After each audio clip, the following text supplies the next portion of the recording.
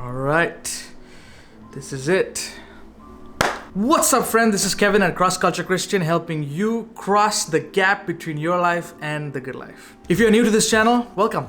I try to make videos at the intersection of culture, life, and theology. So 2019 was a fairly good year of reading for me, and I thought that it might be beneficial if I were to make maybe like a top 15 books of the year so that you can add to your ever-growing reading list for 2020. Also, the books are actually ranked from number 15 all the way till top 1 based on these 4 metrics. Number 1, was it memorable? Do I remember the stuff that I read from the book? Number 2, was it well written? Number 3, how often did I recommend this book to other people? And number 4, how much value did I get from reading this book? By the way, for the sake of time, I'm just gonna keep it really short and just give you just boom from each book. And I'll also put links in the description down below for those of you who want to check out those books. Also, there is a giveaway. Yay! It's my first giveaway since I've started this channel, so I'm pretty stoked. But it's going to be an interesting giveaway. It's gonna be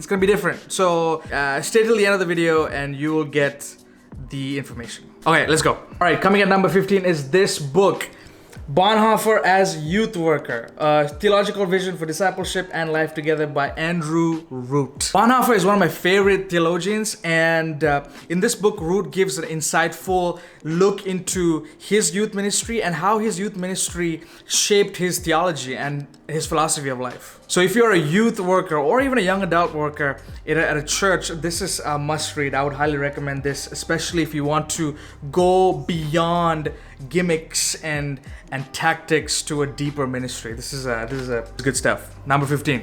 Coming at number 14 is this one. It's Life of the Beloved by Henri Nouwen, Spiritual Living in a Secular World. When a secular Jewish friend asks Henri Nouwen, who is a Dutch priest and a philosopher, what does it mean to have faith? This book is basically a summary or a compendium of the letters that he'd written to this friend. It's a short but sensational read. This book last year helped me fine-tune my spiritual focus in a culture of chaos. So very good. Number 14. Number 13 is a book by one of my favorite authors, Timothy Keller, and it's Preaching. The subtitle of the book is Communicating Faith in an Age of Skepticism. If I were to teach a class on homiletics or the art of preaching, this would be required reading. The baseline cultural narratives that he gives in chapter 5 and then his method for actually writing an expository message at the appendix is by themselves, they are worth their weight in gold. A wonderful book from one of my favorite communicators of the gospel. Number 12 is One Thing by Gary Keller. To be honest, this book was longer than it needed to be. The main ideas for the book could have been summed up in a 15-minute TED Talk, but that 15-minute TED Talk would be fire. Gary Keller gives a simple yet effective framework with which you can focus your work and your productivity, no matter what industry you find yourself in. Number 11 is this one. Oh, is this cat hair? My goodness. Number 11 is Recapturing the Wonder, a transcendent faith in a disenchanted world by Mike Cosper. Cosper's thesis is that one of the byproducts of modernity and secularity is that we are now being primed for a disenchanted world, where we are no longer primed to experience things like awe or wonder. So how can we live out a transcendent faith in this cultural moment? Man, I really love this book. Let me see, I've tore it apart. What's this? Email Cosper. I'm supposed to email him. That'd be a good idea. I'll probably email him because this book is fire. Probably the best part of this book for me is how he contextualizes the classical spiritual disciplines and practices for the Christian life to the modern Christian. At the end of every chapter, he gives a practice that we can choose to do and incorporate into our day-to-day life. And it's been a game changer for me when it comes to my spiritual life and my walk with God. So yeah, that is number 11. Nice. All right, we are coming to our top 10. This is number 10, Renovation of the Heart in Daily Practice by Dallas Willard and Jan Johnson, Experiments in Spiritual Transformation. Now, this book is a companion book to this one. It's called Renovation of the Heart. So you see, same kind of similar designs, whatnot. If you don't know who Dallas Willard is, if you're still watching this video, thank you. Leave a comment down below for anybody who wants a primer to Willard's thoughts. Put a comment down below and let me know, and let the other people know, so that they can be privy to the blessing that this dude is. He's so legit. Unfortunately, he's no longer with us, but man, his work continues to live on.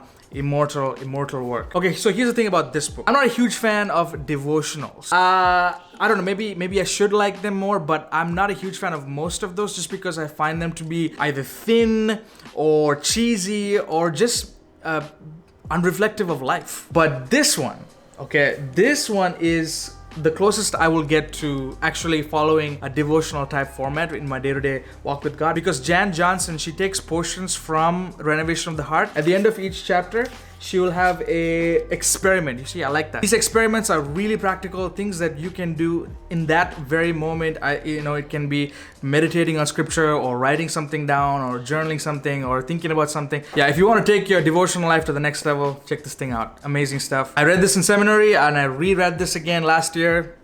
So good. Best decision. So the next 3 books, 9, 8, and 7 are audiobooks. So that's why I don't have a physical copy ready to show you. Not only that, they are also memoirs. Coming at number 9 is this book called When Breath Becomes Air by Paul Kalanithi. Released in 2016, I can see why this book made the number 1 New York Times best-selling list, and also a finalist for the Pulitzer Prize. Stanford neurosurgeon Paul Kalanithi explores questions like, what makes life worth living in the face of death? What does it mean to have a child? What does it mean to raise a life when your own life is ebbing away? Dr. Kalanithi died in March 2015 after battling lung cancer, but his posthumous work blessed me last year in more ways than one. Such an amazing, incredible, inspiring memoir about the beauty of life. So good. Pick up a copy, and it's gonna be a tearjerker. So yeah, so good. Highly recommend that one. Number 8 is Educated by Tara Westover.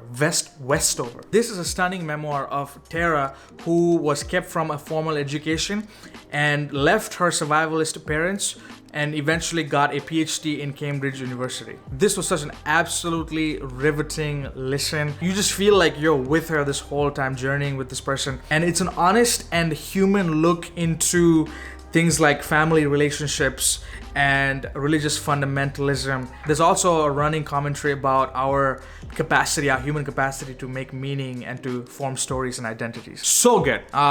Such a great read. Listen. Number 7 is Born a Crime, Stories from a South African Childhood by Trevor Noah. This is the last memoir on this list, but definitely not the least. As someone who was born in a different country and have come to the States, immigrated here, I find a lot of kinship with this guy's story. There's stuff about his past and his story that helps me appreciate his art and his craft right now. Almost in every situation, I prefer the hardcover book to the audiobook, because it's so hard for me to take notes and whatnot. But this one, I absolutely recommend you listen to it, because it's actually Trevor Noah narrating the story, and he does the accents and he does the voices for his mom and his uncle. I mean, it's just he's hilarious. So it's not just hilarious though. He takes you through this amazing adventure of emotions where you're crying at one point and then instantly you're laughing. There was this time where I was driving in the car. I literally had to just stop and park the car on the side of the highway because it was so hilarious. But then a few miles later, you're crying again. The way he narrates the whole story is just fascinating, and it keeps you engaged. That was such an entertaining experience. Number 7, Born a Crime. Okay, number 6 is this one. Digital Minimalism, Choosing a Focused Life in a Noisy World by Newport. Ha! This one is so good. I first came across Newport by reading his book Deep Work. By the way, if you haven't gotten Deep Work, you should read it. That's a must read. That's probably something that I read in 2017.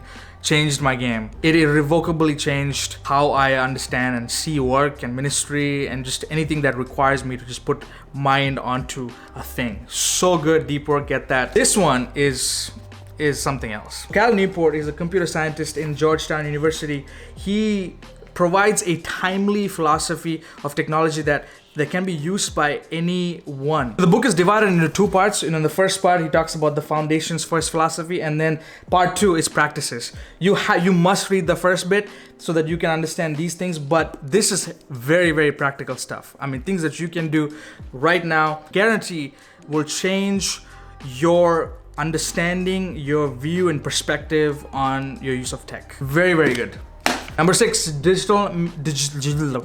All right, we're coming down to the top 5. This is Brief History of Thought, a philosophical guide to living by Luc Ferry. I don't know how to say it. This book is dense. French secular historian Luc Ferry, he traces the history of ideas all the way from the Greek time till our current time, and it's fascinating. I have ripped this thing apart because it is so so good. Of particular note is his chapter on Christianity. It is absolutely fascinating. It's number 3 it's called The Victory of Christianity Over Greek Philosophy. I mean, listen, this book is high on the list because of that just one chapter. He talks about Christianity's contribution to the history of thought in a way that I've never heard anybody talk about it before. Also, this is an atheist philosopher. He doesn't have a vested interest in Christianity or even religion for that matter, but he looks at Christianity as an ideological system. And then he talks about the ways in which Christianity has completely changed the landscape of thought in Western society. So good. All right, coming in number 4 is the book The Intellectual Life by A.G. Sertillanges. I don't know how to pronounce these French names. They're hard. Anywhoosies. I think I found this guy on one of Newport's footnotes. He cited him. I do not regret looking this dude up. It was written by a Catholic monk to his students who wanted to inquire about how to develop the life of the mind. So this homie, bless your heart. And this guy talks about the ins and outs of developing not just your mind for intellectual work, but also your entire life for it. If you are a professor in the seminary, or if you are a theology teacher in the undergrad, my friend, you need to make this required reading for your students. This is one of those books that I wish I had it in seminary, but I'm thankful that I have it right now, because there's not a lot of information out there as to how to develop and cultivate the life of the mind, the practical nuts and bolts. And I see the fear in producing such a work because you don't want to put people through a certain method or framework, right? People have to get that from their own experience. But I really like this book because AGS, I'm going to call him AGS, it's his gangster name. He talks about the heart of intellectual work, the mind of intellectual work, the loves that come because of it, and the things that should motivate you to do the best work possible. All that good stuff. So good. Short read, but an amazing, amazing, amazing read. If you want to cultivate the life of the mind, I think this is a good start. And let me know if there are other books like this out there. Number 4. All right, we're coming to our top 3 books. Coming at number 3 is this book by James K.A. Smith. It's called You Are What You Love. James K.A. Smith is quickly becoming one of my favorite authors, to the point where I just must read anything this man puts out. This one in particular is one that I've recommended to a lot of people lately because of his main thesis, which is that human beings are not what we do. We are what we love. And if we are what we love, then our desires must be oriented towards the one who created these loves so that we can find our best self. He talks about adopting cultural liturgies that will shape our loves and desires. There's a lot more stuff in this book. Very good book, very accessible to anybody. My friend, if you feel a disconnect between your mind and your heart, especially when it comes to your relationship with God, you might want to check this book out because it's fascinating. This really helped me out during a time where I felt a stagnation in my soul, in my spirit. And so check it out, check it out, check it out, check it out, check it out. Number 2, Reappearing Church, The Hope of Renewal and the Rise of Our Post-Christian Culture by Mark Sayers. I first heard of Sayers in the podcast This Cultural Moment, and my goodness, I was fangirling after that. I think he is really good and very astute in analyzing our culture today, especially when it comes to secularization and the post-Christian society. In this sequel, he traces the history of progress and how we've understood progress from pre-enlightenment times till today. And then he talks about the parallel movement and perception of the people of God when it comes to understanding the kingdom of God in the earth. This is the best Christian book I've read in 2019. Period. So good. Is it for everybody? Maybe not. Should it be for everybody? Yes. Especially if you are someone who's anxious and feeling hopeless about our current state of affairs in the world today, you might want to check this book out. Even if you feel like a sense of stagnation in your spirit. You're like, man, I don't know if this God thing is true, or if my faith in God has existential value, like it really affects my day-to-day life. This is a good one. Check it out. Reappearing Church, Mark Sayers. Bless your heart, my friend. Yeah, number 2. And coming in at number 1. Drum roll. How to Do Nothing. Resisting the Attention Economy by Jenny Flippin Odell. I mean, what? I should have done that. Okay. I'm gonna wake up the neighbors. Listen, I don't even know where to start with this book, except to say that Jenny Odell provides a incisive, insightful analysis of our attention economy and makes a persuasive case for preserving, reorienting, and redeeming our attention. In this book, she talks about the place of attention at the intersections of human relationality and the cult of productivity, and also our ecology of being in the world, like our connectedness with not just human beings, but also the planet and the environment around us. What does it mean to pay attention? What are the connections, if any, between attention and our literal and moral survival on this planet? And what does it mean to do nothing?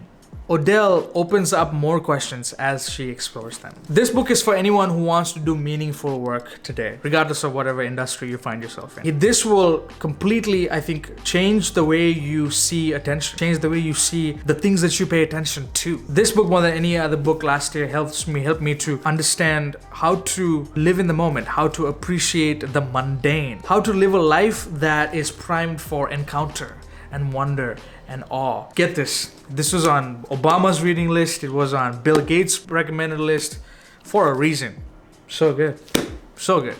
And that's it, my friends. We've done it. Top 15 books. Man, this was a long video. Okay, so the giveaway. If you have skipped my whole top 10, you scrubbed this whole thing through and you're here just for the giveaway. My question for you is, why are you the way that you are? Just kidding. Joking. Kind of. But for real, thank you so much for being here. Thank you so much for watching the video. But here's the giveaway. I'll tell you what the giveaway is, but you need to do 2 things. Number 1, you have to DM me on my Instagram handle down below, crossculturechristian. And the second thing you must do, and it's a very important step, tell me that you are sending me a book. Yes, you heard me right. I invite you, my friend, to send me a book that has impacted you. And here's the giveaway. Once you send it to me, I will promise to read it. And once I'm done with the book, I will contact you, DM you, and we will set up a time where we can Skype, call, Zoom, FaceTime, whatever, where we can both interact with the book together. When I was thinking about doing one of these giveaways, I was thinking maybe I'll send you a book, right, in return for likes and shares and subscribes and whatnot. But honestly, I'm way more interested in reading a book that has impacted you and then having a conversation with you about that book. Because what's lost in social media, I think, is the beauty and the difficulty of conversation. We are connected more than ever, but we are also simultaneously the loneliest generation ever. So I want to do my part in helping that. Send me a DM. You can follow me if you want to. It's fine. You can subscribe if you want to. That's okay. And I will send you my address like that, and then send me a book, and we will read it together. Oh, I will read it, and then I'll come to you when I'm done, and we'll talk about it. I'm really excited about this giveaway because it gives me a chance to interact with you, the reader, and see the same stuff that I read from a different angle. And I really want to do that, especially with a book that has impacted you. But if you want me to read a book and you cannot afford the budget for a book right now, it's okay. Tell me and I will buy the book and I'll read it. But if you don't want to do any of this stuff, it's okay. Leave me a comment down below. I want to know what book impacted you the most last year. Thank you so much for watching. I really appreciate you spending the time to watch my videos. It means a lot. Really does. Thank you. Till next time, this is Kevin at Cross Culture Christian, helping you cross the gap between your life and the good life. Take care and God bless. Thumbnail time. Is it good? Maybe here. Or like here. Or like right there. Okay. I think I'm done. Bye.